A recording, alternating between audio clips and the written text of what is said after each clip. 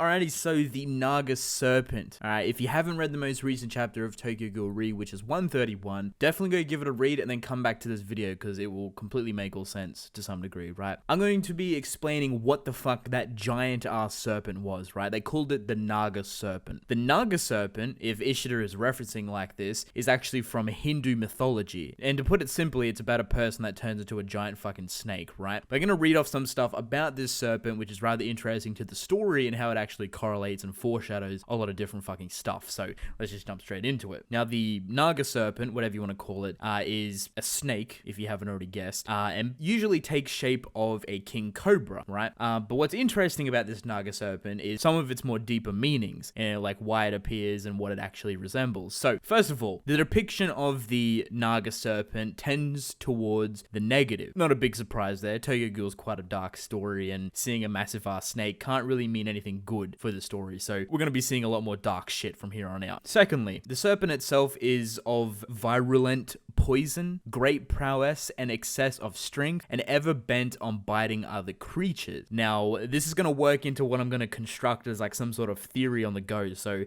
try and remember a little bit of this, like ever bent on biting other creatures. Let's just kind of keep that in mind. Now, here's something that's very interesting. At some points within the story, Nagas are important players in many of the events narrated in the epic, frequently no more evil nor deceitful than the other protagonists, and sometimes on the side of good. Now, that might sound very familiar, because at the moment we have this massive war between Kaneki and Furuta, and no side is really good or bad. If you think about it, it's kind of every man for themselves. There's no real depiction of right and wrong. Some groups are doing more fucked up things than other groups, and this snake or serpent or Naga can tailor towards either side, and could even be more evil and deceitful than our actual protagonists, such as Kaneki and even Furuta. Now that you have some sort of generalization on what the Naga Serpent, I guess, means to the story, how does it fit into place? Like, what is this Naga Serpent? Who is it? Here's the thing. The first thing I want to talk about is Kaneki slowly dying. Trust me, this all kind of works together. If you guys didn't know, Kaneki is rapidly aging, even faster than Arima. What does this mean? Well, Kaneki is eventually going to die very quickly and very young. This has a lot of deep stuff to do with Kaneki's human DNA and how it doesn't really work with the ghoul DNA, and it kind of just fucks itself over and basically shortens Kaneki's lifespan and accelerates his aging process, so everything starts to die quicker. What does this mean for Kaneki? Well, 1, he's slowly dying. 2, he can't heal properly. 3, a lot of his bodily organs and everything along the sorts will soon start shutting down. Now, here's the kicker, right? Supposedly, there is one way to kind of prolong this process, and that is cannibalizing with ghouls, right? So to put it simply, if Kaneki were to go out and start eating other ghouls on a normal basis, theoretically, this would stop the process entirely. I don't think it would completely cancel it and axle it out, but it would slow down the process, and Kaneki would be able to live somewhat of a normal life. However, obviously, with their food supplies very short with humans and Kaneki's situation right now, he's not obviously going to go on a big fucking binge spree of just killing and slaughtering his own team and other ghouls that respect him as a one-eyed king, so he can obviously live a fruitful future. Now that you know this, let's jump over to Ayato's situation. Ayato is looking for the original one-eyed ghoul, a ghoul that has been alive for almost 180 years, maybe even 200 years. I'm not entirely sure of the time frame, but it's definitely more than 170 years, right? If you guys didn't know, ghouls and humans age at the exact same rate, basically. You know, there's no immortality when it comes to ghouls. They're not vampires, right? So Ayato, looking for this original one-eyed ghoul, supposedly underground, he finds these children. Now, these children cannot speak proper English. It's very broken. They haven't really learnt how to fluently speak English and whatnot, and they're very distraught and distressed, right? They're in a town. This city that is underground is completely destroyed, right? Ayato manages to, sit down these kids and say, look, what happened? The first thing that these kids says, right, that Ayato can make out is, please don't eat us. We don't taste good. Please, just don't eat us whatsoever. And Ayato's kind of confused by this. He's like, what? No, I'm not going to eat you. Don't worry. What do you mean? This is when the children go on to tell a story about a giant serpent which absolutely obliterated the city they live in. Two correlations right here. First of all, could it be that the Naga Serpent is actually the original one-eyed ghoul. Now you're probably wondering, where did I pull that from? Like, how does this come into the picture? First of all, if for some way, shape, or form, the original one-eyed ghoul had a similar situation to Kaneki, where Kaneki is slowly dying, he's aging at a rapid pace, and the only way to stop this is to binge on ghoul meat, is to cannibalize with other ghouls, right? What if the original one-eyed ghoul had this same situation, and 170 years ago, he just started binging ghouls? Like, he just started cannibalizing and eating absolutely everything, human, ghouls, and whatever. Could it be possible that they could break the system and actually outlong their entire life by cannibalizing other ghouls, by eating other ghouls as their main food source? Could that be possible? Because we don't necessarily know if the original one-eyed ghoul is actually a pure half ghoul similar to Eto, and we don't even know Eto's situation when it comes to her aging as well. This is the first time we're finding out about Kaneki's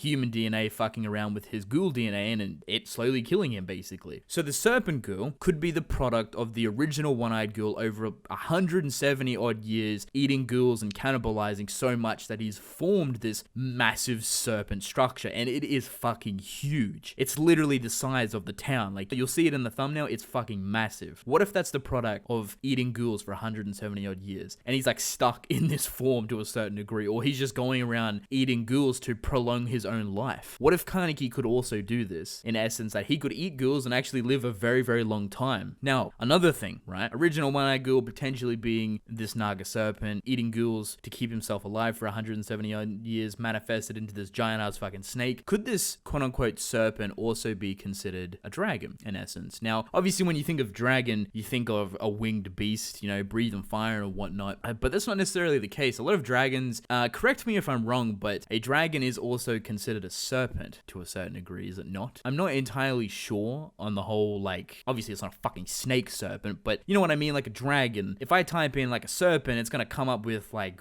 dragon correlations and, you know, other fucking weird things regarding dragons and snakes and everything along the sorts, right? For some reason, they're kind of in like the same category when it comes to like mythology and whatnot. I'm not sure, I'm probably fucking completely wrong. I don't even know, but where I'm going with this is, could it be possible that this giant serpent, the Naga Serpent, is actually dragon, right? And this weapon, right, that Furuta wants to use, you know, quote unquote dragon, is actually a massive snake that completely eats and obliterates ghouls. Could you imagine if this snake were to tear through Kaneki's compound? It would literally destroy everything and just eat absolutely everyone. What if Furuta is trying to get a hold of this? I mentioned this a while back when we first found out about dragon. I mentioned the possibility of dragon and the one-eyed ghoul actually being the same person. Considering Furuta mentioned the Washu base name, calling it dragon, you know, for his roots and whatnot, which means that at some time in the past, I'd imagine. The only thing that threw us off completely was the final panel where it said dragon and it had Yuri, Seiko, and Matsuki. So we weren't entirely sure what was going on. What if this original one-eyed ghoul and this quote-unquote dragon are actually the same person? This giant-ass serpent. Now, what corrects this, and actually somewhat makes some sort of sense, but if you remember what I said at the beginning of the video, explaining what the Naga Serpent is, a being that can take either sides, basically. Someone that can be super evil and could work for an evil side, but also a good side. And that's exactly what's happening right now. Ayato is looking for this being so they can use this being, snake, original one-eyed ghoul, whatever, to their advantage, to verse Furuta. What if Furuta's looking for the same thing and can offer this serpent what he really wants and what seems to be ghouls, so he can eat and stay alive? I know it seems very bizarre and out there, but for some reason it's all fitting so perfectly in my head. And I don't know if I explained it that well because it was kind of like two theories into one, so I'm going to try and summarize the entire thing really quickly. Basically, Kaneki slowly dying. The only way Kaneki can supposedly slow this process is by eating ghouls. The original one-eyed ghoul has been alive for 170 years. Shouldn't be possible. This snake, giant serpent that we've seen, could potentially be the original one-eyed ghoul and the product of eating ghouls for 170 years. So first of all, you've solved that problem. Kaneki could eat ghouls and basically prolong his life for however long. And that's only if the original one-eyed ghoul is in kind of like the same situation as Kaneki in hindsight, right? Which we're still not sure about. And we're not even sure if the original one-eyed ghoul and this serpent are the same person. Now the second theory is that the original one-eyed ghoul, the Naga Serpent, and dragon are actually the same person, correlating the serpent with being a dragon and the fact that Furuta is looking for a massive being that can destroy ghouls, the fact that this serpent Serpent seems like he's going through cities and just annihilating everything, eating humans, eating ghouls, whatever he can find to potentially prolong his own life. And the fact that the Serpent correlates with joining either side of the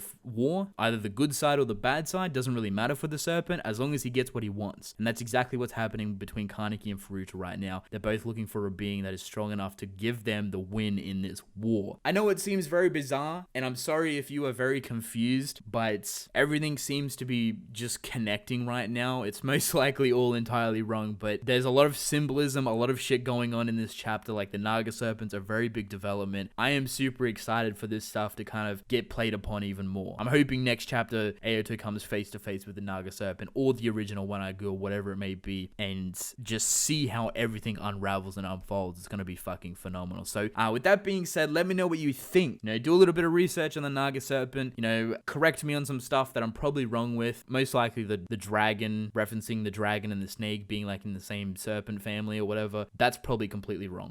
I'm probably fucking retarded when it comes to that. So, I also forgot to mention just real quick, probably doesn't mean anything, but Hide's last name is Nagachika. I don't know if that means anything, but there was a theory going around that obviously Hide could potentially actually be a Washu member, and he stems from the Washu family. Washu, dragon, Naga, serpent, Hide, missing. You see the correlations. I don't know if it means anything, but I thought I'd just put it out there. So, but with that being said, I'm actually going to end the video here. I hope you guys enjoyed. Don't forget to subscribe. I really appreciate it. Let me know your thoughts in the comment section below, and I'll catch you guys in the next video.